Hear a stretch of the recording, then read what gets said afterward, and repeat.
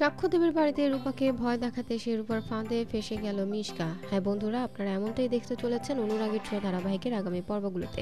বিস্তারিত জানতে ভিডিওটি না টেনে শেষ পর্যন্ত দেখতে থাকুন।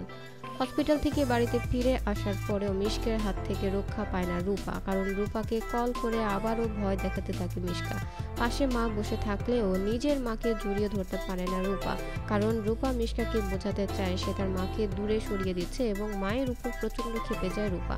সাক্ষ্যদেবের রূপার ব্যবহার অবাক হয়ে যায়। সাক্ষ্যদেব ধরে নেয় অলির ব্যবহারের জন্য জয়ী ব্যবহার করছে, কিন্তু রূপা মনে মনে বলতে থাকে, মা তোমার ভালোর জন্য আমি তোমার সাথে এমন ব্যবহার করছি, তোমাকে আমি কাছে পেয়েও দূরে সরিয়ে দিচ্ছি। তবে এবার রূপা ভয় পাবে না, এবার রূপা মিশকার কাঞ্চের খেলা শেষ করে দিবে। এরপর মিশকা সাক্ষ্যদেবের বাড়িতে চুপি চুপি ঢুকে কেউ যে তার ঘরে ঢুকেছে সেটা খুব ভালোভাবে বুঝতে পারে রূপা, এবং রূপা এটাও বুঝতে পারে অন্য কেউ নয় বরং মিশকা আন্টি তার ঘরে ঢুকেছে।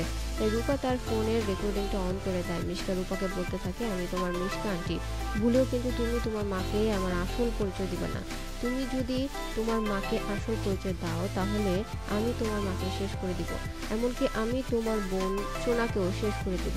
রূপা মিশকার কথায় ভয় পায় ঠিকই, কিন্তু সে মিশকার কথাগুলো গোপনে রেকর্ড করে নেয়।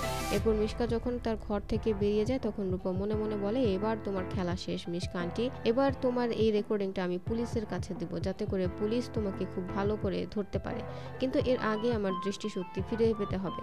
তো বন্ধুরা, অনুরাগের ছোঁয়া ধারাবাহিকের আগামী পর্বগুলোতে যদি এমনটাই হয় তাহলে সেটা দেখতে তোমাদের কেমন লাগবে জানিয়ে দাও কমেন্ট করে। আর ভিডিওটি ভালো লেগে থাকলে একটি লাইক দিয়ে চ্যানেলটি সাবস্ক্রাইব করুন। ধন্যবাদ।